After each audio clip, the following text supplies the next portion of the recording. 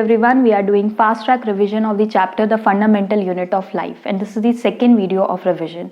In last video we have already talked about the different component of cell. In this video we will talk about the different cell organelles of the cell. So what are the important cell organelles? That is your endoplasmic reticulum, Golgi apparatus or Golgi bodies, lysosome, mitochondria, plastid and your vacuoles. So one by one we will discuss only the important function of each and every organelles, right? So this is the revision class, so we try to finish this in one video only. So we will discuss only important function of these organelles.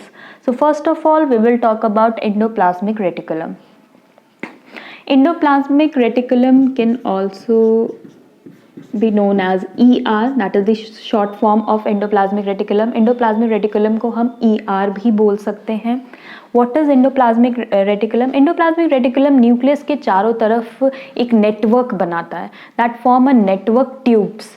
What is the function of endoplasmic reticulum? और उस network का या channel का क्या function है? It basically help in the transportation of material from one place to another, right? If this is the nucleus, इसके चारों तरफ जो है ये एक नेटवर्क फॉर्म करता है, राइट? एक चैनल फॉर्म करता है जो कि ट्रांसपोर्टेशन में हेल्प करता है मटेरियल का from one place to another, right? If we talk about the types of endoplasmic reticulum, that is your RER and SER. RER is your rough endoplasmic reticulum. It is a rough endoplasmic. It is a smooth endoplasmic reticulum. Generally difference पूछ लिया जाता है, what is the difference between RER and SER. So rough क्यों बोला जा रहा है, smooth क्यों बोला जा रहा है इसको? Because it contain the particles which is known as ribosome. Endoplasmic reticulum में अगर छोटे particles present हैं which is the ribosome, वो उसके surface को rough बना देते हैं. That why it is known as rough endoplasmic reticulum. Rough endoplasmic reticulum का क्या function है या फिर ribosome क्या help करता है? It help in a manufacturing of protein. Right, it help in a manufacturing of protein. It contain ribosome. That's why it is a rough endoplasmic reticulum. ठीक है, अगर हम smooth endoplasmic reticulum की बात करें तो smooth endoplasmic reticulum में small particles that is ribosome जो है वो present नहीं होते. That is absent in smooth endoplasmic reticulum. तो उसकी surface जो होती है वो rough नहीं होती है, smooth होती है. That why it is known as smooth endoplasmic reticulum. It do not contain any ribosome. Right? It help in a manufacturing of fat and lipids. ठीक है, lipids और fats. So SCR का क्या main function है? That help in a manufacturing of lipids and fats. Rough endoplasmic reticulum का क्या function है? That it help in a manufacturing of protein. Why it help in a manufacturing of protein? Because it contain ribosome on their surface, and that's why it is rough in nature. That's why it is known as rough endoplasmic reticulum, and it do not contain any ribosome on their surface. That's why it is a smooth endoplasmic reticulum. अब ये जो protein और lipid form हो रहा है ER में, यही responsible होता है for building the cell membrane. Last video में हमने देखा था प्लाज्मा मेम्ब्रेन और cell membrane is made up of protein and lipid. तो प्रोटीन और लिपिड कहाँ से आ रहा है? That is coming from endoplasmic reticulum. To building up the plasma membrane, we need a protein and lipid which is coming from endoplasmic reticulum, and this process is known as membrane biogenesis. That is membrane biogenesis. What is membrane biogenesis? This protein, some protein and lipids helping in building the cell membrane, and that process is known as membrane biogenesis, right? So this is about endoplasmic reticulum. If we talk about Golgi apparatus, Golgi apparatus जो है वो parallelly arranged होते हैं, stack बना लेते हैं, ठीक है? They arranged parallel to each other and they form a stack that is known as cisterns. ठीक है, तो ये पैरेलली अरेंज्ड होते हैं and it help in a packing and dispatch of material which is manufacturing in endoplasmic reticulum. तो Golgi apparatus का main function क्या है? They help in a dispatch and like packing and dispatch of material which is manufacturing in endoplasmic reticulum. तो Golgi bodies जो है वो एक stack बनाती हैं that is arranged parallelly to each other. और अगर हम function यहाँ पे लिखें तो basically storage, packing and dispatch of material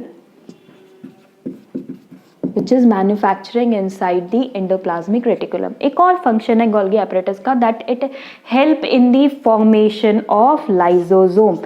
Golgi apparatus help in the formation of lysosome. That is the next cell organelle which we will talk about. Lysosome के बारे में दो चीज़ पूछी जाती है that why it is known as waste disposable system and why it is known as suicide bag of the cell. यानी दो कैरेक्टरिस्टिक है लाइजोसोम की that it is a waste disposable system of the cell and it is a suicide bag of the cell. अब दोनों में difference क्या है या क्या डिफरेंस है दोनों में? अगर वेस्ट डिस्पोजेबल सिस्टम की हम बात करें, हमारे घर में वेस्ट डिस्पोजेबल सिस्टम क्या होता है? डस्टबिन, जहाँ पे सारा वेस्ट जाके हम फेंक देते हैं. सेम काम लाइजोसोम का है. सेल के अंदर जितने भी फॉरेन मटेरियल आ रहे हैं बाहर से, वेस्ट मटेरियल आ रहे हैं बाहर से, वो कहाँ जाके डिस्पोज होंगे? That disposed in a lysosome. ठीक है, that why it is known as waste disposable system. खाली फॉरेन मटेरियल या वेस्ट मटेरियल ही नहीं, जो वॉर्न आउट सेल ऑर्गेनल्स है, यानी कोई सेल ऑर्गेनल अगर खराब हो जाता है वो भी कहाँ जाके डिस्पोज होगा? That dispose in the lysosome only. That why it is known as waste disposable system of the cell. Now it is also known as suicide bag of the cell. Why it is known as suicide bag of the cell?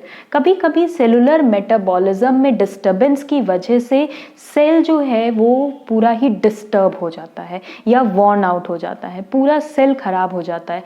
उस समय क्या होगा? Lysosome will be burst out. ठीक है, lysosome burst होगा, उसके सारे enzymes बाहर आएंगे and that will digest their own cell. That why it is known as suicide bag of the cell. यानी during disturbance in the cellular metabolism cell जो है वो पूरा रप्चर हो जाता है. Due to that lysosome will be burst out और उसके डाइजेस्टिव एंजाइम्स क्या करेंगे? खुद के सेल को ही खा जाएंगे.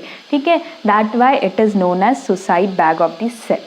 वेस्ट डिस्पोजेबल सिस्टम या कैसे काम करता है? That have a special type of enzyme which is made up by protein. ठीक है, तो लाइजोसोम में एक डाइजेस्टिव एंजाइम्स होता है that is made up of protein which help in the digestion of worn out organelles और any foreign material which come inside the cell. ठीक है, इसीलिए इसको waste disposable system and suicidal bag of the cell बोलते हैं. Next आपका cell organelle है that is your mitochondria. Mitochondria is known as the power house of the cell. Power house का क्या काम होता है? हमें इलेक्ट्रिसिटी प्रोवाइड करना या फिर एनर्जी के फॉर्म में प्रोवाइड करना. माइटोकॉन्ड्रिया भी power house of the cell है, यानी कि जितनी भी सेल में केमिकल एक्टिविटीज हो रही है सबको एनर्जी कौन प्रोवाइड कर रहा है? माइटोकॉन्ड्रिया प्रोवाइड कर रहा है. That why it is known as the power house of the cell. किस फॉर्म में एनर्जी प्रोवाइड कर रहा है? That is providing in a form of ATP. ठीक है, so mitochondria is known as powerhouse of the cell. It is providing energy to all the organelles for performing all the chemical activity in the form of ATP. Right, this is the function of mitochondria. Mitochondria जो होता है वो doubled membrane होता है. Mitochondria plastids का या nucleus की हमने बात की थी, तो all these are double layered membrane that contain the double layer membrane. ठीक है, इसमें दो मेम्ब्रेन प्रेजेंट होती है. एक मेम्ब्रेन जो होती है वो पोरस होती है, आउटर मेम्ब्रेन, और इनर मेम्ब्रेन जो होती है वो डीपली फोल्डेड होती है. अगर हम स्ट्रक्चर देखें माइटोकॉन्ड्रिया का, ये आउटर मेम्ब्रेन है जो कि पोरस है और इनर मेम्ब्रेन जो है वो डीपली फोल्डेड होती है. डीपली फोल्डेड क्यों होती है? ताकि इसको एनर्जी जनरेट करने के लिए ज़्यादा एरिया मिल सके. That why that is the deeply folded जो इनसाइड मेम्ब्रेन होती है, that is double layered membrane. ठीक है, माइटोकॉन्ड्रिया का एक और कैरेक्टरिस्टिक है that contain their own DNA and ribosome का क्या काम था? That it help in a manufacturing of protein. तो राइबोसोम को किसी और की जरूरत नहीं है प्रोटीन के लिए, they have their own mitochondria को किसी और की जरूरत नहीं है प्रोटीन के लिए, because they have their own ribosome and ATP, so they can manufacture their own protein, right? If we talk about plastids present only in plant cell,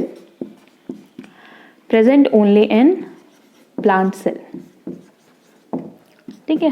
plastids का क्या काम है? प्लास्टिड्स बेसिकली दो टाइप के होते हैं, that is your chromoplast and leucoplast. Chromoplast is a coloured plastid, it is a coloured plastid. Leucoplast are colourless और white plastid, colourless plastid.